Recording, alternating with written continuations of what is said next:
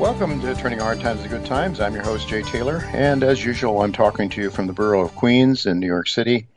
It is the 22nd day of March, 2022. And I do like to remind you, I publish a newsletter called Jay Taylor's Gold, Energy, and Tech Stocks. You can subscribe to that by going to miningstocks.com, and I'd like to also remind you and encourage you to consider signing up for Chen Lin's letter, What is Chen Buying, What is Chen Selling? You can do that by going to chenpicks.com, chenpicks.com. And Chen will be with me in just a couple of minutes from now. We'll get his ideas about the markets. I do want to thank all of you for listening, making this one of the more popular shows in the Voice America Business Channel. Also want to invite you to keep sending along whatever comments you have about this show. Send them along to questionsfortaylor@gmail.com, questions at number 4, taylor@gmail.com. And our sponsors for today's show that make this show economically viable: Irving Resources, Novo Resources, El Oro Resources, Hannon Metals, Firefox Gold, Timberline Resources, Lion One Metals, and SK Mining. I've titled today's show, The Gang of Weasels Just Lost Another Conflict. Well, that was the title of Bob Moriarty in a March 7th piece that he wrote.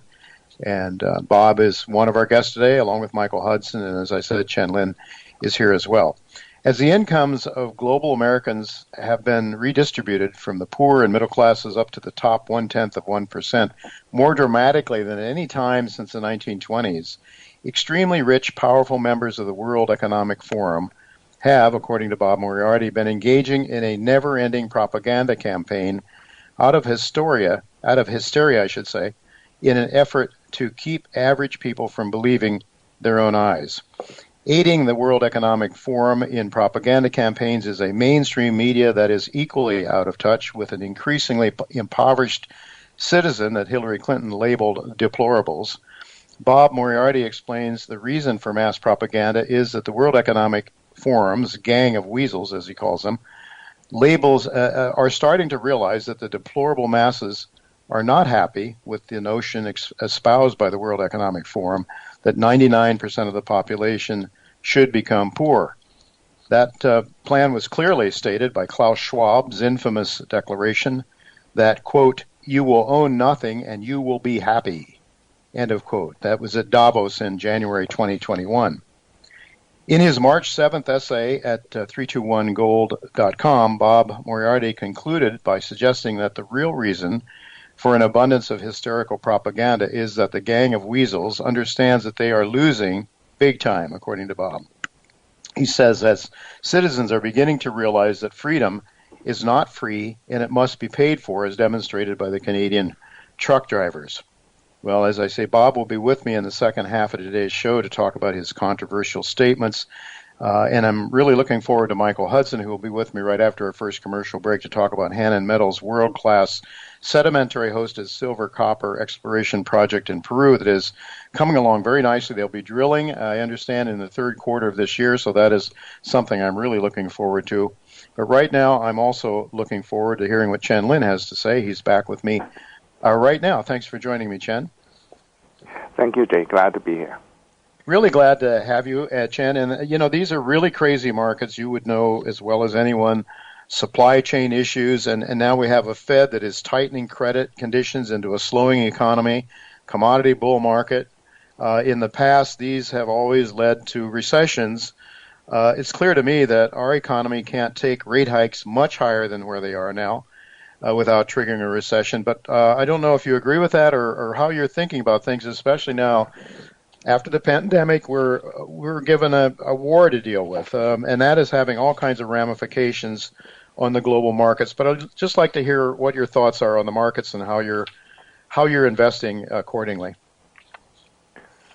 Yeah, it's interesting market, isn't it? Yesterday was a big day for gold and week for biotech. Today, biotech have a huge day, and then everything else, and gold got weak, and it's just one day back and forth. I mean, I have a pretty good balance between gold, biotech, and energy, so I'm having a very good year so far. Mm-hmm. The thing about what I see is there's so much swing of the gold price right now. There's a rumor, as I mentioned in my newsletter, that Russia may be selling gold, may be forced to sell some gold because they need to fund their war effort. That's a possibility that could explain why gold went straight down from 2000 to 2000 plus 1900 now. Yeah. If we learn Russia is selling gold, there will be more suppression of gold. There will be legally suppressed gold price, right? So that's the thing. I think gold investors need to be careful. It may come, it may not. I do not know. But if it comes, it will be a great buying opportunity because writing is on the war right now. The Russian, China, and all the lot of other countries, between even Russia and India, they're going to trade use their own currency. They cannot use dollar anymore. We will not allow them, right? So there will be a new financial system in the world, and likely they will be backed by gold because nobody trusts anybody other people's paper anymore. That's the thing. And then China's gold reserve, I mentioned many times, is only about 1/10 of United States. So I think China needs to dramatically increase its gold reserve. I mean, China gold reserve is even weaker, less than Russia, I believe. So there will be a lot of physical buying, and we are running into a bull market of gold for many, many years. But there may be a little bit bump on the way. I just want people to be careful about that. We need to sidestep if they're, or be prepared to buy when that comes. Well, Chen, you've always been known as someone who takes a look at markets and finds opportunities from adversities. I'm thinking about when I first met up with you. There years ago. There was there was some geological problems in Chile, and the paper producers weren't able to produce paper, and you found opportunities in Canada. Or I'm remembering the financial crisis of 2008. When Freddie Mac and Fannie Mae went out of, where their share prices were trashed, and so was Farmer Mac. That share price was trashed as well during the financial crisis. But you realized the farmers were paying their loans, and you went out and bought some Farmer Mac and made a fortune, did very well with that. Do you see some opportunities now that may be arising from the sanctions and all that's going on related to the Russian invasion in the Ukraine? Yes, exactly. I discussed in the past 3 or 4 letters, in the past week. I see some great opportunities. One easy opportunity is the Kinross, right? Kinross is the top 7 mine in the world. They're about 10% Russian exposure, and then stock was down 30%, right? So because the Kinross had some issues at the end of last year, the fire of their mill, and they're buying the Great Bear, right? So the stock actually trading half of valuation of all the other big miners. Their top 7 mines in the world. Kinross is one of the 7. They're trading about less than half or less. So that's a very easy buy, right? You just buy very liquid. You just buy Kinross for a run, and I think eventually either got taken out or they will catch up. Those valuations will converge because money goes to where the value is. Sure. That's one possibility. Another one I'm looking at is a little bit more risky. It's called Polymetal. It's top 10 miners, gold mine in the world. It's in a lot of ETF, gold, silver miners, all these ETF. It's not really completely Russian, right? People say, Russian.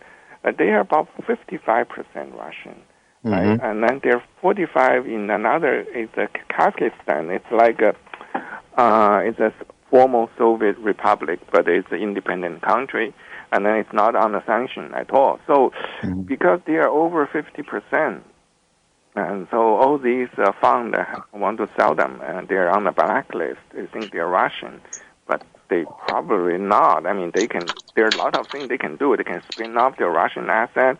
They can sell some Russian asset, right, and then make it less than 50%.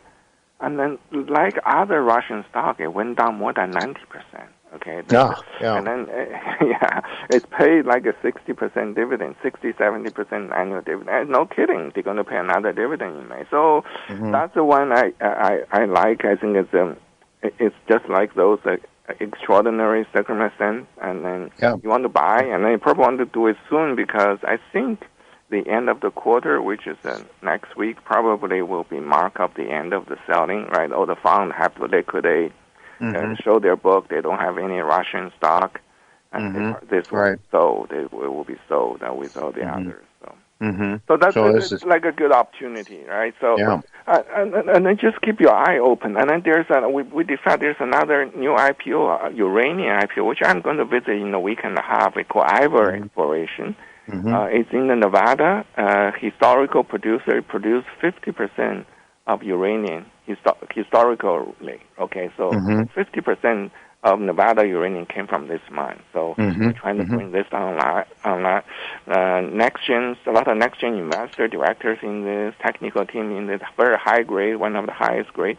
So I'm kind of excited. Just IPO this week, IVOR, and I'm looking forward to visit them in a week and a half. I believe it's trading. IVOR is trading in Canada now, if I've got that right. But it will be. I guess they're going to raise like a secondary offering. They're going to raise some money, probably a serious amount of money, huh? Do you know how much they're raising? Yeah, in the future, right. They were doing the pre-IPO raise. I was hoping to get my subscribers in. That I explained to my subscriber. I haven't got management, some kind of commitment. But then there's a big fund manager, rich guy, Michael Gentile. He got in and he basically pushed out everybody. So we can't get in this round.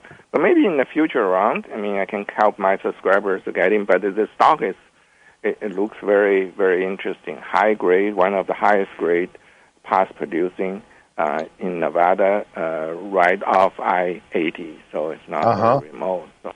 Right. So I'm going to fly to Reno and visit them in a week and a half. Oh, very interesting. Well, I'm seeing it selling. I don't know how much it's not trade. 41,000 shares only trading today in Canada at 74 cents Canadian. But Chen, it says there's only 16.7 million shares. Obviously, that's going to change probably in a big way pretty soon. Once they start to tell the story, I think the different valuation, they will be a very different story. Yes. Yeah, hopefully. I think very. Oh, we'll see. Very interesting. Well, we're just with about a minute left here, Chen. What about Amyris, Tricida, a couple of your favorite biotechs? Oh yeah, my 5 Tiger are all doing so well today. Each of them up at least 5%, almost 5%. Amyris at 4.5%. All the other, I see biotech completely turn around because biotech is not market sensitive. Curing disease shouldn't have nothing to do with the Fed raising interest rate, right? It was down so much, it's down to the toilet, and I buying them in the bottom of the market in the past year. So far, so good. Everything, I see they all have a lot of catalysts coming, and one of my 5 Tiger AXXM actually have a very significant catalyst. They could have 2 FDA approval in the next month and 2. So that's the most exciting one. But there are also other ones, and then also for takeover. Another of my Tiger Magical just listed the top 10 takeover target by the Bio whatever the newsletter. The very famous Bio. They say they listed this as one of the top takeover company. It happened to be one of mine. I'm very happy about that. You're very happy about that. Well, and so are your subscribers, I might add. I was getting, I was buying at 50. I talked to my subscriber. I was buying at 55 cents, $55. I'm sorry, a few weeks ago. Now today it's hitting 100 now. So it's like it's pretty good. Yeah. Very good, Chen. Very good. Well, of course, folks, it's chenpicks.com. If you're interested in subscribing to Chen's letter, he does come up with some doozies, no doubt about it, and I mean that in a good way. Doozies, winners. So thanks, Chen, for sharing your thoughts with us. It's much appreciated.